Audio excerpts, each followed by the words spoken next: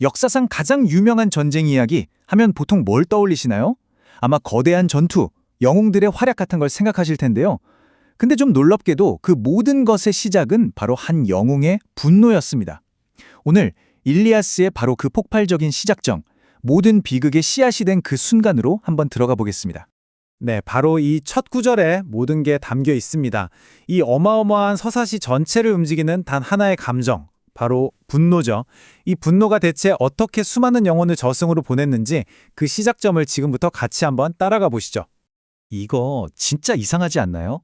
10년 가까이 이어진 전쟁 한복판에서 가장 강하고 가장 유명한 영웅이 갑자기 나 이제 안 싸워 하고 돌아서 버립니다.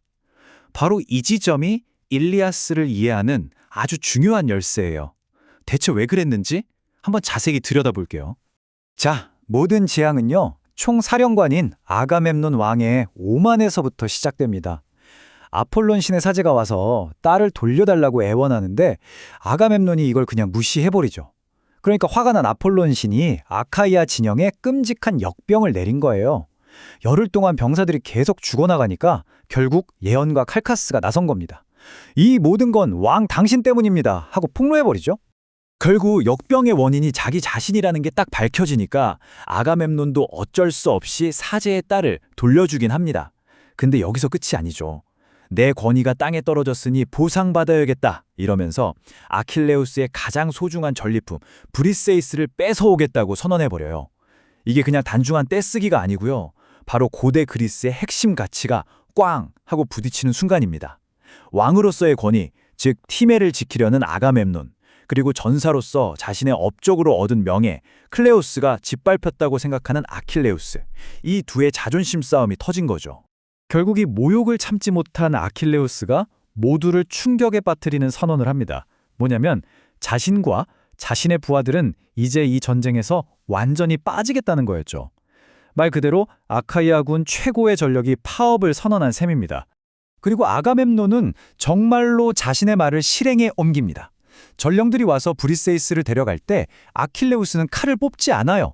그저 조용히 이 공개적인 굴욕을 지켜보면서 그 분노를 마음속 아주 깊은 곳에 응축시킵니다. 땅에서 잃은 명예, 이걸 이제 하늘의 힘을 빌려서라도 되찾고 싶은 거예요. 아킬레우스는 더 높은 차원의 복수를 생각합니다. 그는 바닷가로 달려가서 자신의 어머니, 바다의 여신 테티스를 부르짖으며 이 모욕을 반드시 갚아달라고 간청하죠. 자, 이 지점에서 갈등의 무대가 인간들의 전쟁터에서 저 위, 신들이 사는 올림포스산으로 옮겨갑니다. 한낱 인간 영웅의 분노가 마침내 신들의 세계까지 뒤흔들기 시작한 거죠. 테티스의 요구는 아주 구체적이고 또 치밀했어요. 그냥 벌을 달라는 게 아니라 아카이아군이 자기 아들 없이는 절대 전쟁에서 이길 수 없다는 걸 뼈저리게 느끼게 해달라는 거죠. 그래서 그들이 처절한 패배 끝에 제발 돌아와 달라고 아킬레우스에게 무릎 꿇게 만들어달라는 요청이었습니다. 이 장면을 보면 참 재미있는 게 인간 세상의 다툼이 신들의 가정 불화랑 너무나 닮았다는 겁니다. 제우스가 테티스의 부탁을 들어주기로 약속하자마자 그의 아내이자 아카이아 편을 드는 헤라 여신이 바로 남편의 비밀 계획을 눈치채고 따지기 시작하거든요. 제우스는 신들의 왕답게 절대적인 힘으로 아내를 그냥 찍어 누릅니다. 다른 신들이 반대하든 말든 테티스와의 약속을 지키겠다는 거죠. 이건 곧 아카이아 군에게 닥쳐올 끔찍한 불행을 예고하는 거나 마찬가지였습니다.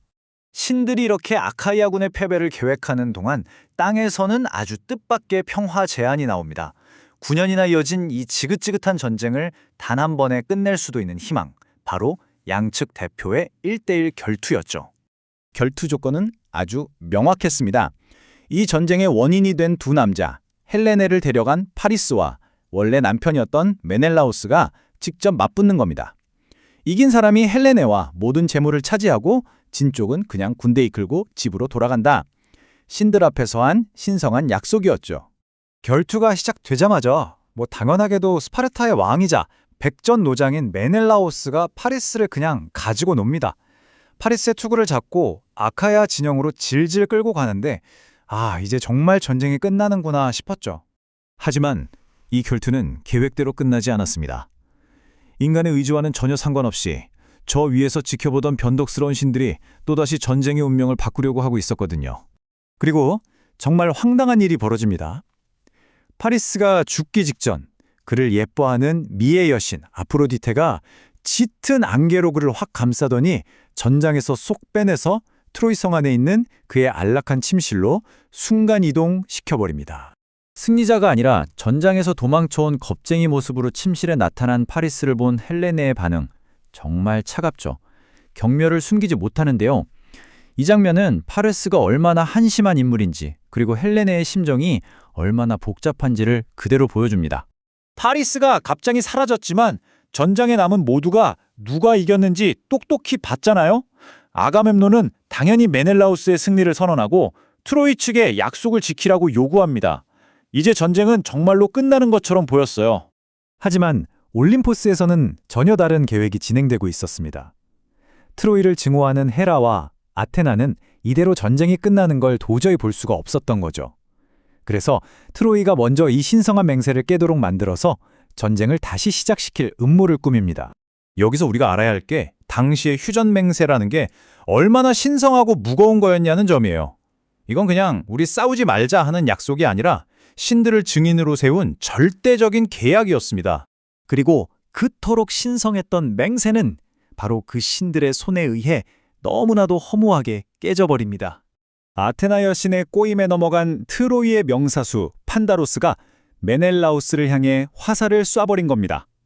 이 화살 한 발이 신성한 맹세를 산산조각 냈고 양쪽 군대를 다시는 돌이킬 수 없는 전쟁의 소용돌이 속으로 밀어넣고 말았죠. 자, 이제 상황을 정리해볼까요? 평화로 가는 길은 완전히 막혔고 신들은 이제 대놓고 전쟁에 개입하고 있습니다.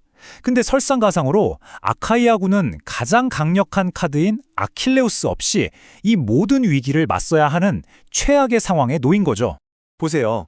결국 아킬레우스 한 사람의 분노가 이렇게 끔찍한 결과를 낳은 겁니다. 이 절망적인 상황 속에서 과연 아카이아군은 어떻게 살아남을 수 있을까요? 일리아스의 이야기는 바로 여기서부터 본격적으로 시작됩니다.